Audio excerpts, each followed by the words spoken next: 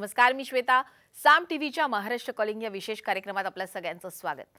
आपलं भविष्य आपल्या हातात आहे असं आपण बरेच वेळा ऐकतो. मात्र हे खरं आहे, आपल्या हातावरील काही चिन्ह असतात जे आपलं आयुष्य, भविष्य याविषयी खूप काही सांगतात. अशाच 5 चिन्हांची माहिती आपण सुलक्षणी हात भाग 1 म्हणजे मागच्या भागामध्ये पाहिलं होतं. हाच विषय आता आज आपण पुढे नेणार आहोत आणि यासाठी आपल्याला मार्गदर्शन करण्यासाठी आज आपल्यासोबत स्टुडिओमध्ये आहेत सुप्रसिद्ध राजज्योतिष यांत्रिक श्री माधव गुरुजी. सगळ्यात आधी आपण त्यांचं स्वागत करूयात. गुरुजी नमस्कार, स्वागत आहे. साईराम. आदेश. आपण विषयाला सुरुवात करण्याआधी गुरुजींची ओळख मी आपल्याला करून देऊ इच्छिते.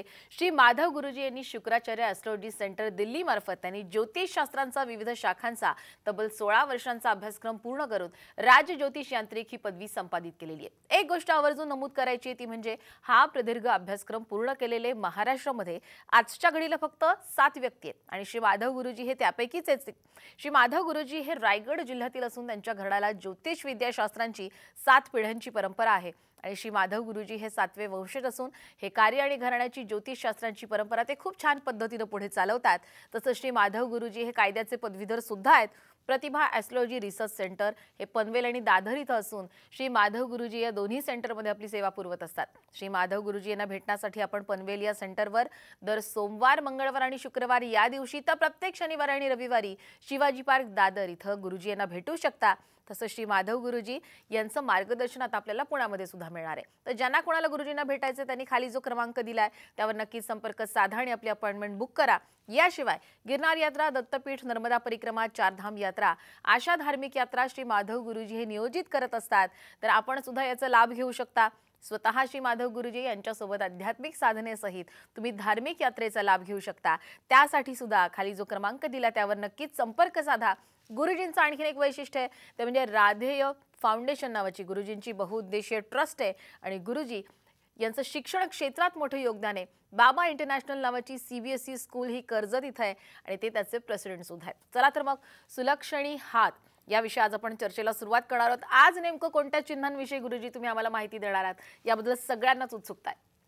आज मॅडम आपण जसं सुलक्षणी हात घेतलाय तर सुलक्षणी हाताची जी कन्सेप्ट आहे ती आपण मागच्या एपिसोडमध्येच क्लिअर केली की प्रत्येक माणसामध्ये स्वतःबद्दल खूप निगेटिव्हिटी असते. प्रत्येकाला असं वाटतं अरे मी खूप नकारात्मक आहे किंवा तो ज्या वेळेला प्रतिभा ॲस्ट्रोलॉजीमध्ये येतो किंवा मला सापेक्ष होतो त्याच्यावेळेला प्रत्येकाचं हे म्हणणं असतं की माझ्या बाबतीत त्यांना खूप निगेटिव्ह होतं, प्रत्येक गोष्ट माझ्या बाबतीत निगेटिव्ह आहे आणि जेणेकरून त्याची अशी धारणा झालेली असते की माझा पायगुणसुद्धा निगेटिव्ह आहे, सगळ्या ज्या गोष्टी घडतात त्या माझ्यामुळे घडत आहेत. तर मग अशा अवस्थेमध्ये ॲस्ट्रोलॉजीचं सर्वात पहिले मार्गदर्शन आहे की तुम्ही पॉझिटिव्ह किंवा निगेटिव्ह हे लोक ठरवणार नाहीत, तुम्ही स्वतः ठरवता यायला पाहिजे. आणि ते ठरवण्याकरता आपण हातावरच्या चिन्हांचा अभ्यास करायला घेतला आहे किंवा चिन्ह लोकांना सांगायला घेतले, चर्चेमध्ये घेतलेत. त्याचा प्रमुख उद्देश हाच आहे की तुम्हाला सर्वात पहिले कळू दे की हा साक्षी म्हणजे की हा भाव, साक्षी भाव तुमच्याकडे असला पाहिजे किंवा हा पुरावा असला पाहिजे की तुम्ही पूर्णपणे पॉझिटिव्ह आहात. आणि ते पॉझिटिव्ह असण्याकरता आपण 5 चिन्ह पाठीमागच्या आठवड्यामध्ये घेतली. या आठवड्यामध्ये सुद्धा आपण 5 चिन्ह घेणार आहोत. माहिती नाही की या सगळ्यावरची माहिती सांगून याच एपिसोडमध्ये होईल का, आपण पाहिजे तर एपिसोड वाढवू पण रेग्युलर त्या चिन्हांबद्दलची पूर्ण माहिती प्रत्येकाला देऊ. तर जसं पाठीमागच्या याच्यात आपण 5 चिन्ह बघितलेली होती तशी याही भागामध्ये आपण 5 चिन्ह बघणार आहोत. आणि ही चिन्ह जी सांगतो ही 100% प्रत्येकाच्या हातावरती असतील, म्हणजे की प्रत्येकाच्या हातावरती चिन्ह असणार. त्यामुळे प्रेक्षकांनी स्वतःच्या हाताकडे व्यवस्थित लक्ष द्या. हाताला थोडीशी पावडर लावा की जेणेकरून ती चिन्ह स्पष्ट स्वरूपामध्ये मी सांगतो त्या ठिकाणी तुम्हाला लगेच लक्षात येतील. आणि जेंट्सनी राईट हँडवरती बघायचे, लेडीजनी लेफ्ट हँडवरती बघायचे, तुम्हाला आता माहिती झालं आहे. तर ह्या एपिसोडमध्ये आपण प्रामुख्याने एक मत्स्यचिन्ह म्हणजे मासा जो प्रत्येकाच्या हातावरती असतो त्याच्याबद्दल चर्चा करणार आहोत. दुसरं चिन्ह म्हणजे सर्पजीवाकृती की वाय शेपमध्ये किंवा वाय डिजिटमध्ये प्रत्येकाच्या वाय अल्फाबेटमध्ये प्रत्येकाच्या हातावरती चिन्ह असतं, त्या चिन्हाचा आपण विचार करणार आहोत. तिसरं एक चिन्ह असतं पतंग की जे 100% तुमच्या हातावरती असणार, म्हणजे तर त्या पतंगाचा आपण विचार करणार आहोत. चौथं जे चिन्ह आपण याच्यामध्ये विचारामध्ये घेणार आहोत ते फुल्या, म्हणजे की प्रत्येकाच्या हातावरती फुल्या भरपूर असतात. तर त्या फुल्या म्हणजे की त्रिकोण ज्याला आपण याचं चिन्ह म्हणतो, गुणाकारात्मक चिन्ह म्हणतो, तसंच गुणाकारात्मक चिन्ह म्हणा किंवा फुल्ली म्हणा त्या स्वरूपाचं चिन्ह जे आहे त्या चिन्हाचा आपण त्याच्यामध्ये विचार करणार आहोत. आणि सर्वात महत्त्वाचं म्हणजे की प्रत्येकाला माहिती असलेला विषय की सूर्यमौळी हात किंवा चंद्रमौळी हात असा पूर्णपणे हाताचा एक शेप असतो किंवा हातावरच्या रेषांचा एक म्हणजे की शेप असतो, त्यालासुद्धा चिन्हांकित महत्त्व आहे. तर या 5 चिन्हांबद्दल आज आपण पूर्णपणे चर्चा करणार आहोत. ती कशी तुमच्या आयुष्यामध्ये आहेत आणि म्हणजे की तुमच्या आयुष्यामध्ये किती पॉझिटिव्ह आहेत, त्याची हातावरती नक्की तुमच्या हातावरती कुठे आहेत, कुठल्या भागावरती आहेत आणि त्याच्याबद्दल तुमच्या आयुष्यामध्ये तुम्हाला काय फायदा होणार आहे, या सगळ्या गोष्टी आपल्याला या भागामध्ये जाणून घ्यायच्या आहेत. नक्कीच. आता आपले मला वाटतं प्रेक्षक सुद्धा हाताला पावडर लावून पुरुष उजवा आणि महिला डावा असे हात घेऊन मला वाटतं तयार आहेत. आता या सगळ्या चिन्हांचा आपल्या मानवी आयुष्यावर काय परिणाम होतो हेही सांगा. आज आहे ना मॅडम दुग्ध शर्करा योग आहे, म्हणजे की आज वसंत पंचमी आहे आणि वसंत पंचमीच्या दिवशी मला जर काही मार्गदर्शन करायला मिळते तर ही माझ्याकरता खूप सौभाग्याची म्हणजे की खूण आहे किंवा खूप सौभाग्याचा असा दिवस आहे. ह्याच्यामध्ये सर्वप्रथम सगळ्या आपल्या साम टी व्हीच्या प्रेक्षकांना आणि आता मला ऐकतात त्या प्रत्येकाला वसंत पंचमीच्या खूप खूप शुभेच्छा. आपल्याला सगळ्यांना माहिती आहे की वसंत पंचमी हा सरस्वतीचा मोठा सण आहे. त्याचबरोबर विठ्ठल रुक्मिणीचा विवाहसुद्धा त्याच दिवशी संपन्न झाला. त्याचबरोबर म्हणजे की याचा जो विवाह आहे शंकर आणि पार्वतीचा तो सुद्धा याच दिवशी संपन्न झाला. तर हा दिवस खूप मोठा आहे वसंत पंचमी आणि सरस्वती पूजन या दिवसामध्ये म्हणजे की खूप महत्त्वाचं असतं.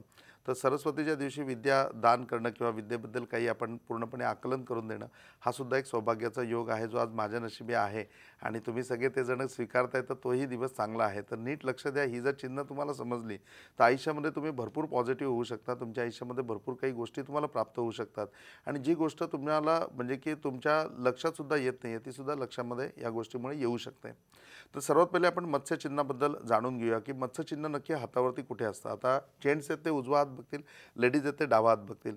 याच्यामध्ये पूर्णपणे ह्या बघा ही जी आपली लाईफ लाईन आहे म्हणजे जी शेवटची रेषा आहे अंगठ्याच्या खालचा भाग हा जिथे संपतो तिथे तुमच्या हातावरती तुम्हाला हा पूर्णपणे मासा दिसेल. म्हणजे की इथे तुमचा हात संपतो तर या ठिकाणी दोन्ही रेषा मिळून मासा तुम्हाला दिसेल. आता माशाचं चित्र तुम्हाला माहिती आहे त्याप्रमाणे पूर्ण मासा या ठिकाणी तुम्हाला दिसेल. ज्या माशाचं तोंड तुमचं हाताच्या दिशेने असेल म्हणजे काही जणांच्या याच्यामध्ये मासा दिसेल त्याचं तोंड उघडं असेल, काहींच्या याच्यामध्ये मासा असेल त्याचं तोंड बंद असेल, पण माशाचं चिन्ह तुमच्या प्रत्येकाच्या हातावरती आहे. याला मत्स्य चिन्ह असं बोलतात. मासा एवढा आपण क्लिअर का बोलतोय की जेणेकरून तुमच्या ते लक्षात व्हावं. म्हणजे तुम्ही चिन्हाच्या शब्दात न अडकता प्रॉपरली चिन्ह त्यावरती हातावरती शोधा. लेडीज त्यांच्या डाव्या हातावरती शोधतील, जेंट्स त्यांच्या उजव्या हातावरती शोधतील आणि अंगठ्याच्या खालचा भाग आणि ही रेषा जिथे संपते तिथे हे मत्स्य चिन्ह आहे. हे मत्स्य चिन्ह हातावरती असणं हे खूप इम्पॉर्टंट आहे. म्हणजे प्रत्येकाच्या जीवनामध्ये प्रत्येकाला असं वाटत असतं की माझ्या जीवनामध्ये आकस्मिक धनलाभ आहे का, मला धनलाभ होईल का, मला अचानकपणे काही घबाड मिळेल का, मला लॉटरी लागेल का, मला कुठनं पैसे मिळतील किंवा मी धनवान होईन का, मी भाग्यवान आहे का, असे अनेक प्रश्न आपल्या मनामध्ये असतात. म्हणजे आणि त्या सगळ्या प्रश्नांची उत्तरं जवळजवळ आपली नकारात्मक असतात की आपल्याला कुठनं लॉटरी लागणार आहे किंवा आपण कुठे एवढे मोठे भाग्यवान असणार आहे, आपण कुठे राजा बनू शकतो किंवा आपण आयुष्यात काय माहीत श्रीमंत कधी बनू. इथे तर आपलं जीवन तर 20 वर्ष हप्ते भरण्यातच चाललेलं आहे. अशा सगळ्या परिस्थितीमध्ये तुम्ही असताना, अशा सगळ्या वर्तमानामध्ये असताना हा तुमच्याकरता एक खूप म्हणजे की असा एक गुड न्यूज म्हणा की जी तुमच्याकरता आहे की जर तुमच्या हातावरती मासा आहे तर 100% तुमच्या जीवनामध्ये तुम्हाला आकस्मिक धनलाभ होणार म्हणजे होणार असतं मला की 100% तो होईल. आता या मासाच्या चिन्हावरनं तुमच्या लक्षात येतं की जर त्याचं तोंड उघडं असेल तर तोंड उघडं असेल तर ते तुम्हाला मिळणार आहे. म्हणजे की तुम्ही ते कमवलेलं असेल किंवा तुमच्या नशिबाने तुम्हाला प्राप्त होणार आहे. जर माशाचं तोंड बंद असेल तर वडिलोपार्जित प्रॉपर्टीमधनं तुम्हाला प्राप्त होणार आहे. म्हणजे तुमच्या अगोदर किंवा तुमच्या बाजूने कोणीतरी मेहनत करेल आणि तुमच्या बाजूने मेहनत करून तुम्ही पुढे आहात म्हणून तुमच्या हातामध्ये ते धन येईल. तुम्हाला त्याच्याकरता काय करावं लागणार नाही. आणि जर या माशाचं तोंड उघडं असेल तर 100% तुम्हाला मेहनत करायची किंवा तुमच्या नशिबामध्ये हा योग आहे आणि ते तुम्हाला प्राप्त होईल. बाकी मासा तुमच्या हातावरती आहे तर तुमच्या स्वकर्तृत्वावर नाहीतर तुमच्या म्हणजे वडिलोपार्जित प्रॉपर्टीवर किंवा वडिलोपार्जित पारंपरिक तुमच्या पुण्याईवरती तुम्हाला ती गोष्ट प्राप्त होईल. पण प्राप्त होईल एवढं नक्की. आता हा मासा आहे ना हा 3 गोष्टी क्लिअर करतो. एक क्लिअर करतो म्हणजे की लाभ होणार आहे तो कशा स्वरूपामध्ये होणार आहे. एक लाभ असतो हा पूर्णपणे प्रॉपर्टी स्वरूपामध्ये असतो की त्याच्यामध्ये प्रॉपर्टी तुम्हाला मिळते. दुसरा लाभ असतो तो आर्थिक स्वरूपामध्ये असतो, डायरेक्ट कॅश तुम्हाला मिळते, लक्ष्मी तुमच्या दारामध्ये येते, तुम्ही लक्ष्मीवान होता. आणि तिसरा जो असतो त्या तिसऱ्या ह्याच्यामध्ये या दोन्ही गोष्टी नसतात. म्हणजे की लक्ष्मी पण याच्यामध्ये नसते आणि याच्यामध्ये प्रॉपर्टी पण नसते. ह्याच्यामध्ये प्रतिभा असते. कधी कधी एखाद्या माणसाची प्रतिभा इतकी उंचावली जाते, त्याचं समाजामध्ये स्थान इतकं मोठं होतं की त्याच्यापुढे लक्ष्मी किंवा त्याच्यापुढे प्रॉपर्टी हा काही भागच राहणार नाही. म्हणजे की हा राहतच नाही की त्याचं स्थान इतकं मोठं होतं की त्याची प्रॉपर्टी कोणी बघायला जात नाही आणि कोणी विचारायला जात नाही. आणि प्रत्यक्षात त्या स्थानावरती प्राप्ती झाल्यानंतर तेवढी मोठी प्रॉपर्टी आपोआप बनली जाते, तेवढी लक्ष्मी तुमच्याकडे आपोआप येते, तुम्ही लक्ष्मीपुत्र म्हणून ओळखले जाता आणि साक्षात त्याप्रमाणेच तुमचं राहणीमान होतं. आता हा जर हातावरती मासा पूर्णपणे तुमच्या अवेलेबल आहे तर या मत्स्यांकित चिन्हाने एवढं क्लिअर झालं की तुम्ही भाग्यवान आहात. दुसरी गोष्ट की तुम्ही करोडपती तर निश्चित होणार आहात. तुम्ही प्रॉपर्टी स्वरूपामध्ये पुढे जाऊ शकता. जर माशाचं तोंड उघडं आहे तर तुम्हाला स्वतःच्या ह्याच्यामध्ये हा आकस्मिक धनलाभ होऊ शकतो आणि माशाचं तोंड बंद आहे तर तुमच्या वडिलोपार्जित प्रॉपर्टीमधनं हा तुम्हाला पूर्णपणे भाग मिळू शकतो. आता याच्यामध्ये सांगायचं झालं तर जसं एक म्हणजे की 52, 51, 52 मध्ये एज असलेले काका माझ्याकडे आले आणि त्यांच्या आयुष्यामध्ये हेच वर्तमानामध्ये चाललेलं होतं की त्यांनी एक घर घेण्याकरता कर्ज काढलेलं होतं, ते कर्ज फेड करत होते वगैरे. आणि त्यावेळेला त्याच्यातून या कर्जातून मी बाहेर पडेन की नाही, मी ज्यावेळेला रिटायर होईन त्याच्यापुढे माझं फ्युचर काय असेल, माझी माझी स्वतःची गावाकडे घर बांधायची इच्छा आहे, ते पण काय माहिती मला जमीन मिळेल की नाही वगैरे, असे सगळे प्रश्न त्यांच्याकडे होते आणि ते या बाबतीत निगेटिव्ह होते की मला याच्यामधलं काही प्राप्ती होणार नाही, पहिलं तर बघू की माझ्या हातावर आहे का. आणि मी ज्यावेळेला हातावरती त्यांना मत्स्यचिन्ह दाखवलं त्याच्या वेळेला ते खूप खुश झाले की अरे माझ्या हातावरती मासा आहे आणि मग जर एवढं माझं भविष्य आहे. मी त्याच्यामध्ये सांगितलं की माशाचं तोंड बंद आहे, म्हणजे तुम्हाला काही करावं लागणार नाही, तुमच्या कर्तृत्वावर हाच फक्त तुमचा जो 2 BHK फ्लॅट झाला आहे आणि त्याचं कर्ज तुम्ही फेडू शकाल, पण तुमची वडिलोपार्जित प्रॉपर्टी आहे आणि त्याच्यामधनं तुम्हाला भाग मिळेल. त्याच्यावर ते म्हटले की गुरुजी मला खूप समाधान वाटलं, म्हणजे की मी करोडपती होणार आहे किंवा या सगळ्या गोष्टीचा, पण मी प्रामाणिकपणे सांगतो अशी कुठलीही प्रॉपर्टी माझ्या तरी माहितीमध्ये नाही आहे म्हणून. आणि मी म्हटलं की ठीक आहे, भविष्य आहे, आता तुम्हाला कदाचित पटणार नाही, पुढे ती गोष्ट पटेल तुम्हाला, पण हा कालावधी आता लागू नये, कारण या मत्स्यचिन्हाच्या आकृतीवरनं किंवा त्याच्या हातावरच्या स्थानावरनं आम्ही निश्चितपणे तुम्हाला सांगू शकतो की हे नक्की एक्झॅक्टली काळ कधी आहे. म्हणजे मिळणार तर 100% आहे, पण आयुष्यातल्या कुठल्या टप्प्यावरती मिळेल ते जास्त इम्पॉर्टंट आहे. ते तुम्हाला ॲस्ट्रॉलॉजीमध्ये माहिती पडू शकतं. तुम्हाला आता एवढंच माहिती करून घ्यायचं की तुमच्या हातावरती मासा आहे ना, तर वसंत पंचमीच्या दिवशी एवढा संकल्प नक्की आहे की तुम्ही करोडपती होणार, तुमची प्रॉपर्टी असणार आणि तुम्ही भाग्यवान आहे. मग तुमच्या नक्की कुठल्या वर्षी हे सगळं तुम्हाला प्राप्त होईल हे तुम्हाला ॲस्ट्रॉलॉजीमधून जाणून घ्यायला पाहिजे. आणि मग काकांना सांगितलं, काका गेले आणि मग त्या गोष्टीमध्ये पूर्ण पॉझिटिव्ह राहिले आणि त्याच आठवड्यामध्ये त्यांचं गावाकडे जाणं झालं. तिकडे गावाला त्यांचं काही गावदेवीचे म्हणजे प्राणप्रतिष्ठा होती आणि त्यांचे जे काका किंवा त्यांचे जे तिकडचे गावाकडचे लोक होते त्यांनी त्याच्यात अग्रेसर भाग घेतलेला म्हणून अख्ख्या कुटुंबाला बोलवलेलं होतं. आणि ज्यावेळेला तिथे गेले त्यावेळेला त्याच्या वडिलांचे जे मोठे भाऊ होते त्यांनी सांगितलं की अशी आपली पूर्ण वडिलोपार्जित प्रॉपर्टी आहे जी माझ्या वडिलांच्या नावावरती आहे. आता मी सगळ्या भावांची नावं लावलेली आहेत, मी त्याच्यामध्ये आता एकटाच राहिलो, बाकी तिन्ही भाऊ गेले. तर माझी आता इच्छा आहे की तुम्ही हे चौघांनी डिवाईड करून घ्या, प्रत्येकाने आपापली वडिलोपार्जित प्रॉपर्टी आहे ती घ्या, मी आता किती दिवस सांभाळत बसू. आणि मग एक आठवडा त्यांनी राहून घेऊन रितसर प्रत्येकाच्या नावावर करून दिली. आता बाकीचे जे भाऊ होते ते म्हणले आमचं काही गावाकडे येणं होणार नाही म्हणून त्यांनी ती प्रॉपर्टी विकून टाकली, पण काकांनी मात्र ती प्रॉपर्टी ठेवली की वडिलोपार्जित प्रॉपर्टी आणि मला मिळाली आहे आणि माझ्या हातावरती मासा आहे तर मला निश्चितपणे काहीतरी करायला पाहिजे. पुढे चांगलं हे बघून त्यांनी त्या ठिकाणी प्लॉटिंग केलं आणि हॉटेल करता तो प्लॉट भाड्याने दिला. आज 1.5 लाख रुपये त्यांना भाडं येते. म्हणजे की आज या गोष्टीला 2 वर्षानंतर ज्यावेळेला त्यांची भेट झाली त्यावेळेला ते मला म्हणले की मासा फळाला आला बरं का, मासा आता आपल्याला म्हणजे की दर महिन्याला 1.5 लाख रुपये देतोय. तर मला पण ऐकून खूप आनंद वाटला आणि असं मासाचं चिन्ह तुमच्याही हातावरती आहे, तुम्ही दर महिन्याला लाखामध्ये खेळावं अशी माझी इच्छा आहे. फक्त जसं काका ॲस्ट्रॉलॉजीमध्ये आले तसे तुम्ही एकदा ॲस्ट्रॉलॉजीमध्ये या, तुमची स्वतःची ओळख करून घ्या. सकारात्मक तर तुम्ही व्हालच, पण आयुष्यामध्ये नक्की करोडपती कधी होणार, कुठल्या दिवशी होणार ते मी निश्चितपणे तुम्हाला सांगू शकेन. नक्कीच. आता मासा आणि ही विविध चिन्ह जर हातावर नसतील तर काय, हा प्रश्न तुम्हाला सुद्धा पडला असेल ना. या प्रश्नाचं उत्तर आपण ब्रेक नंतर जाणून घेऊयात. कुठेही जाऊ नका, पाहत रहा महाराष्ट्र कॉलिंग.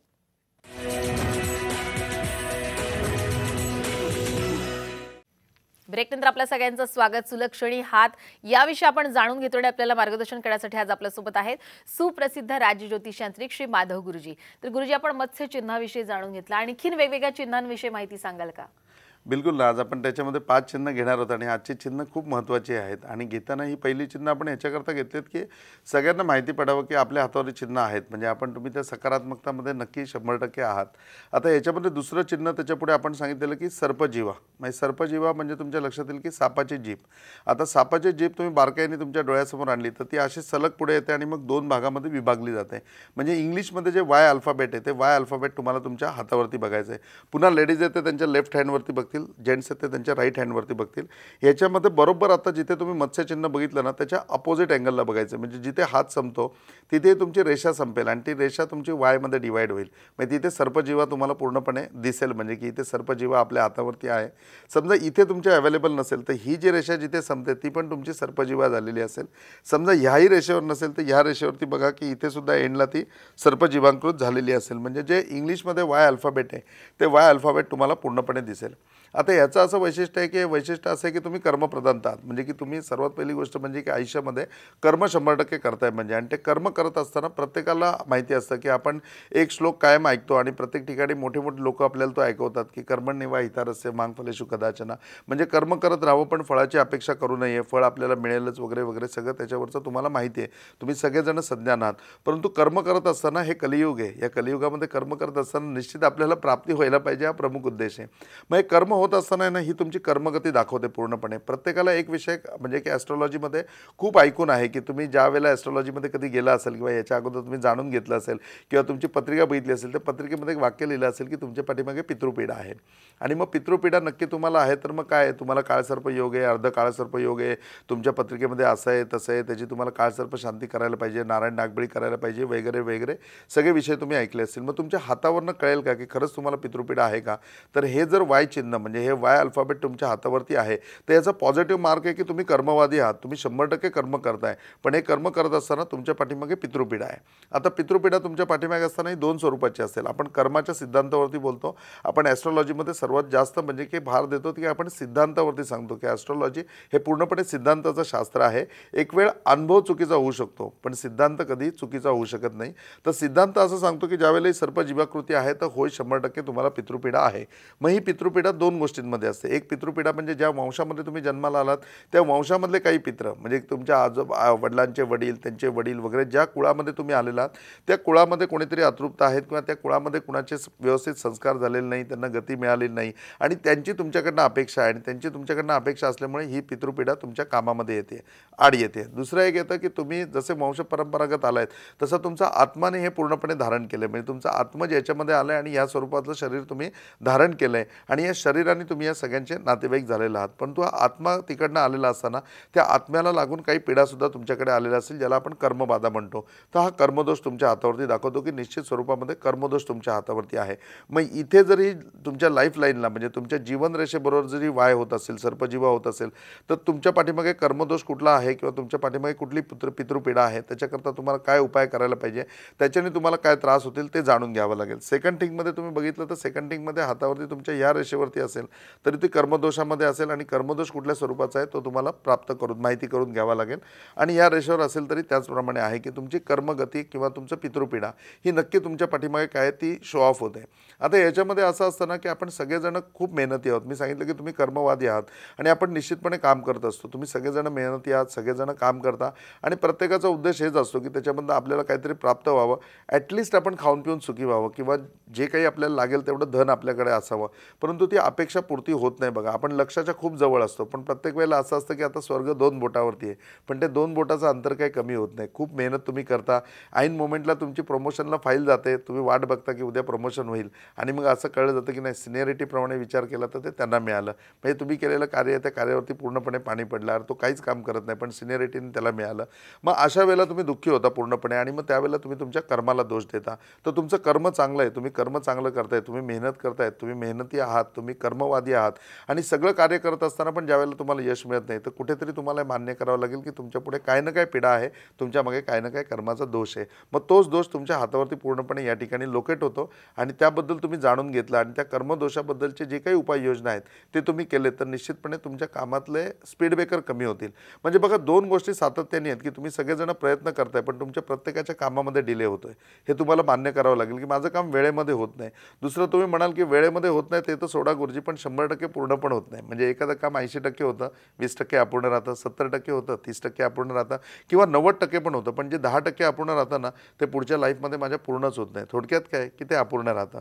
मग ते अपूर्ण राहतं ते या कर्मदोषामुळे राहतं. हे चिन्ह ते शो ऑफ करतं, की तुम्ही कर्मवादी आहात, तुम्ही पॉझिटिव्ह आहात, परंतु हे दोष तुमच्यावरती आहेत आणि या दोष तुम्हाला अडथळे होतात. तुम्ही त्या दोषावरती जर उपाययोजना केल्यात तर 100% तुम्ही याच्यातून पार होऊ शकता.